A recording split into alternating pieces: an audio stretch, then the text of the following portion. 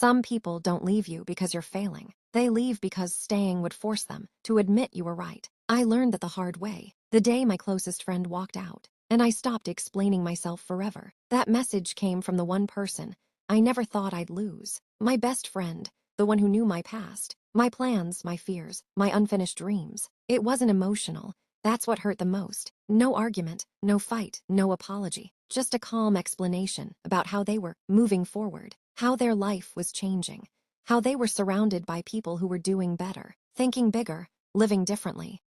And somewhere between those polite sentences was the truth they didn't say out loud. I no longer fit the version of life they wanted to show the world. I stared at the screen, waiting for a follow-up. There wasn't one. That was it. Years of loyalty ended in a message that felt more like a business decision than a goodbye. I didn't need clarification. I understood immediately. They weren't leaving because of distance. They weren't leaving because of conflict. They were leaving because comparison had entered the room, and I didn't win it. They had found people who looked more successful, more confident, more impressive on the outside, people whose lives sounded better when mentioned in conversations. And suddenly, friendship had conditions. Loyalty had an expiry date. I realized something uncomfortable. They didn't walk away from me. They traded me. I sat there replaying old memories, inside jokes, shared struggles, wondering how easily history gets rewritten when status changes.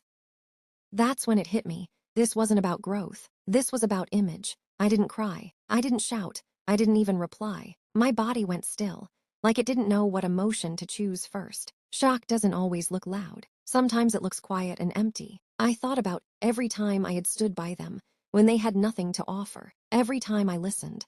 Every time I supported. Every time I believed in them before anyone else did. And now, I was the inconvenient chapter they wanted to close. The silence after that message felt heavier than the message itself, because silence gives your mind space, and your mind can be cruel when it has room to wander. I kept asking myself one question: how did I become so easy to leave? I didn't blame them at first. I blamed timing, circumstances, life.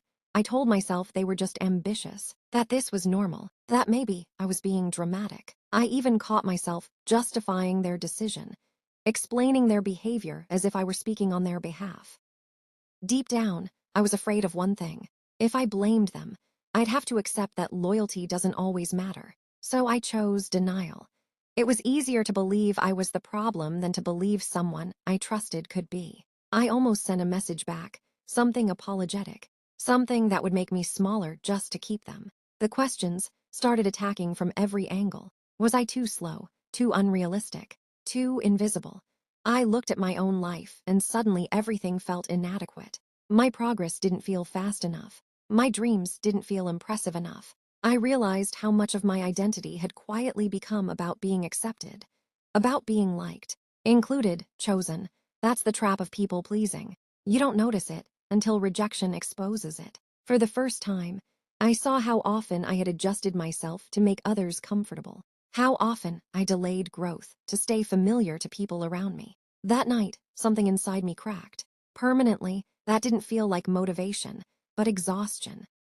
I was tired of explaining myself, tired of shrinking my goals so they sounded reasonable, tired of hoping people would see my potential before I did something undeniable with it. For the first time, I stopped asking what would make others stay. I started asking what would make me respect myself. That question changed everything. I didn't announce a comeback. I didn't promise anything dramatic. I just quietly decided that no one would ever get to measure my worth for me again. That was the night I stopped chasing approval, not out of confidence, but out of clarity. I chose one direction and cut everything else off. No backup plans, no distractions disguised as opportunities. I worked when it was boring, when it was lonely, when there was no sign it would pay off. I stopped telling people what I was building because every opinion slowed me down. Days blurred together. Progress was invisible, but something was changing.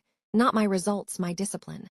I wasn't working to prove them wrong anymore. I was working because this was the only way forward that didn't involve regret. Time passed, and nothing dramatic happened. No sudden praise, no recognition. People forgot to check in. Some stopped asking what I was doing altogether. And that hurt, but it also freed me. There's a strange power in being underestimated. No pressure, no expectations, just room to grow without an audience. I learned to trust the process without needing reassurance. I learned to sit with uncertainty without running back to familiarity. This was the phase no one posts about, the phase that decides everything. Then something shifted. Quietly, the work started reaching people I didn't know. Messages came in from places I'd never been. Opportunities appeared without me chasing them. For the first time, progress didn't feel like imagination. It felt measurable. I didn't celebrate loudly. I just nodded to myself, because deep down I knew this wasn't luck.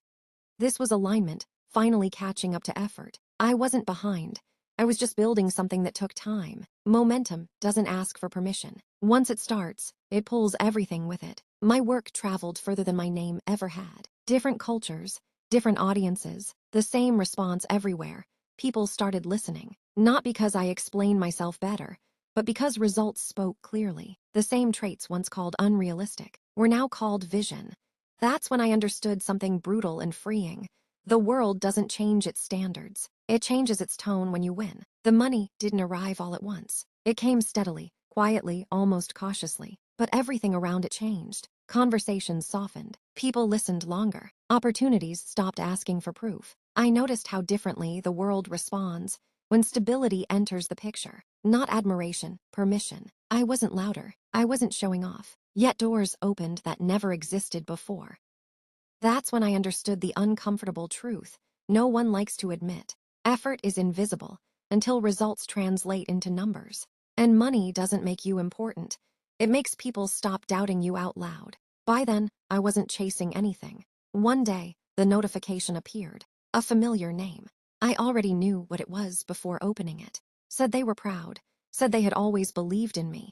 Said they missed what we had. The words were careful, strategic.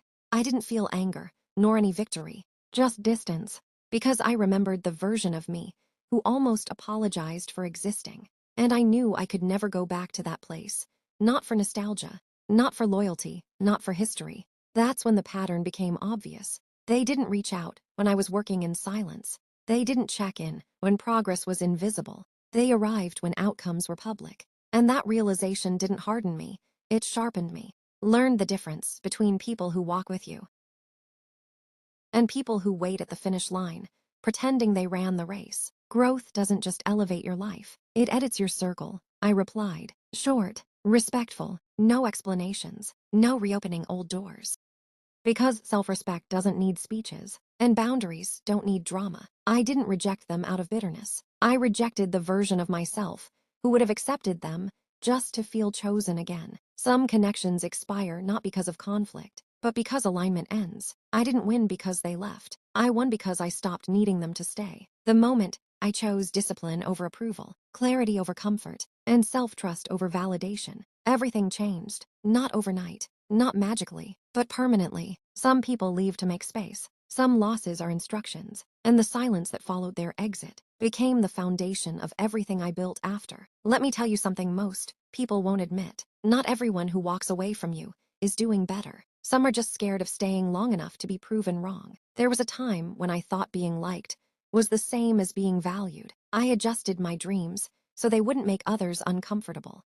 I slowed down my growth so I wouldn't look different. I explained myself again and again, hoping one day someone would finally say, "You're enough." But here's the truth. The world doesn't reward potential, loyalty, or good intentions. It rewards alignment, discipline, and results. And once I understood that, everything shifted. I stopped asking for permission, for validation. I stopped chasing people who only respected outcomes. Growth doesn't start with confidence. It starts with a decision, a quiet one, where you choose self-respect over approval, where you decide that even if nobody claps, you'll keep building. Even if nobody believes, you'll keep moving. You don't need to announce your comeback. You don't need to explain your silence. Let your consistency speak. Let your work introduce you in rooms you'll never enter. Remember this.